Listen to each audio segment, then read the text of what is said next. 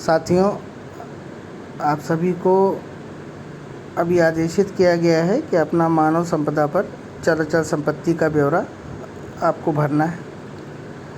काफ़ी लोगों को ये नहीं पता है कि हमें ये ब्यौरा कैसे भरना है, तो अभी एक ये वीडियो बना करके आप लोग के पास भेज रहा हूँ।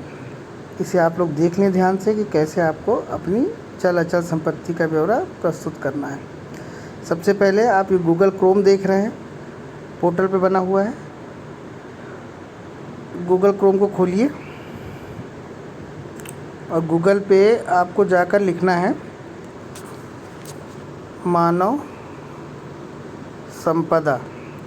ठीक है, मानव संपदा सेलेक्ट कर लिया। उसके बाद ये पहला ऊपर वाला जो दिखाई दे रहा है मानव संपदा ERHMS, इसको क्लिक करना है। इसको खोलने के बाद इस तरह का इंटरफेस आपको दिखाई देगा। सबसे ऊपर अगर आप देखें तो यहाँ पे लॉगिन का ऑप्शन दिखाई दे रहा है, ERHMS लॉगिन। लॉगिन का ऑप्शन जब करेंगे तो आपको इस तरह का एक पेज खुल के आएगा। इसमें आपको अपना डिपार्टमेंट चुनना है, medical health and family welfare. यहाँ पे अपनी मानव संपदा ID डालनी है। जैसे मेरे फ़ोन में दिखाई दे रहे हैं आपको कि बहुत सारे सेव हैं। ये पहले से जो मैंने जिन पे काम किया है वो सेव हुए हैं। जैसे मैं अपनी ID खोल के आपको दिखा रहा हूँ, 157051। कोड भर दिया जाएगा, पासवर्ड अगर किसी को नहीं याद है, तो आप नीचे देखें रेड कलर में लिखा हुआ है फॉरगेट पासवर्ड करेंगे और अपना मानव संपदा कोड भरेंगे। आपके मोबाइल के टेक्स्ट मैसेज में एक पासवर्ड प्राप्त हो जाएगा और उसको आपको भर के ये पोर्टल खुलेगा और पहली बार में उसको आपको चेंज करना होगा। चेंज करने के बाद नया पासवर्ड बना लेंगे। नया पासवर्ड बनाने के बाद इसको पुनः लॉगिन करेंगे और यहाँ पे पासवर्ड भरेंगे। अगर किसी को नहीं पता है तो उसका भी एक अलग वीडियो हम कैसे अपना पासवर्ड हम रिकवर करेंगे वो भी भेजते हैं। पहले इसको समझ लें कि यहाँ पे आपने ऊपर यूज़र ID में अपना मानव संपदा कोड भरा और पासवर्ड में जो आपका पासवर्ड है वो भरेंगे। इसके बाद आप नीचे देखें कपाचा टेक्स, इसको जैसे लिखा है इसी तरीके से लिखना है।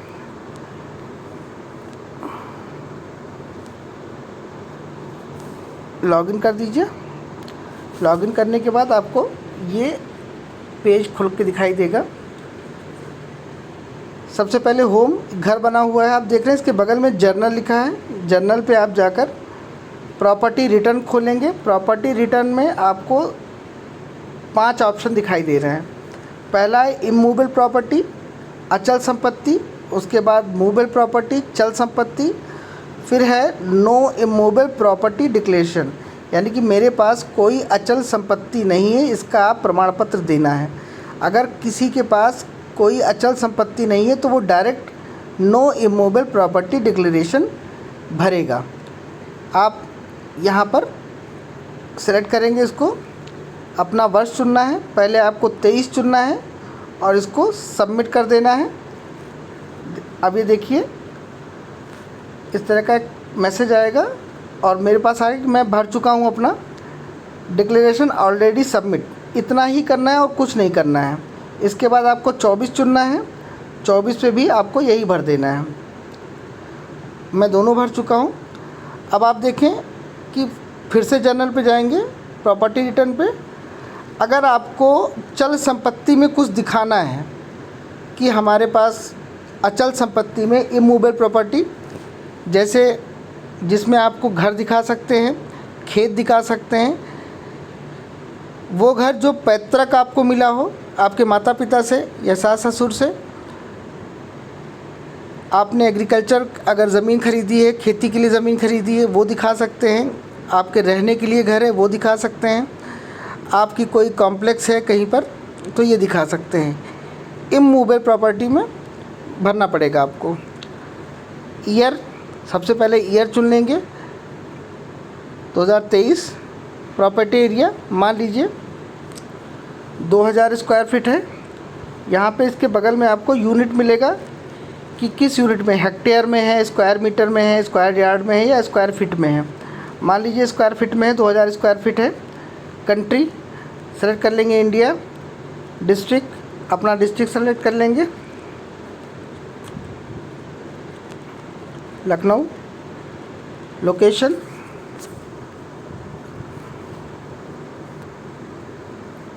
लोकेशन भर देंगे।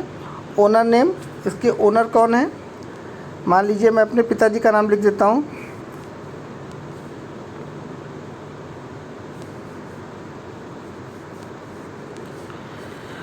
जिसको मैंने ओनर दिखाया है वो, उनका रिलेशन क्या है मुझसे, फादर है हमारे। किस तरह की है, एंसेक्टर्स मतलब पैतृक संपत्ति है हमारी। ट्रांसफ़र, किसी से ट्रांसफ़र करवाई है, खरीदी है। गिफ्ट, किसी के द्वारा गिफ्ट किया गया या परचेज़ किया है। तो पैतृक या परचेज़ कर दिया, या जो भी आपको करना है वो आप कर सकते हैं। प्रॉपर्टी की वैल्यू कितनी है अभी, मान लीजिए 12 लाख रुपए दिखा देते हैं।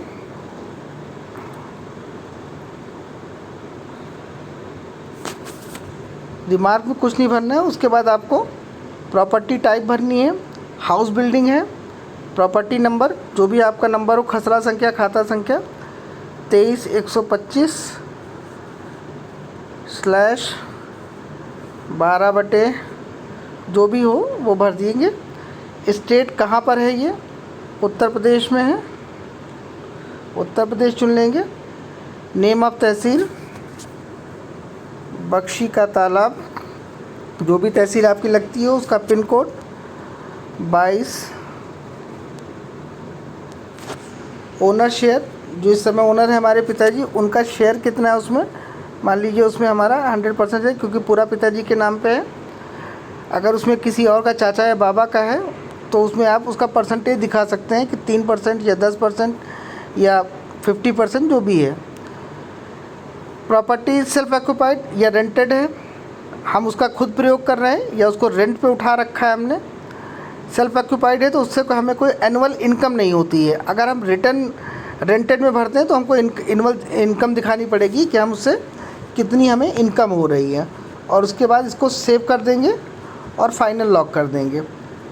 तो आशा करते हैं आप लोगों को समझ में आया होगा कैसे भरना है।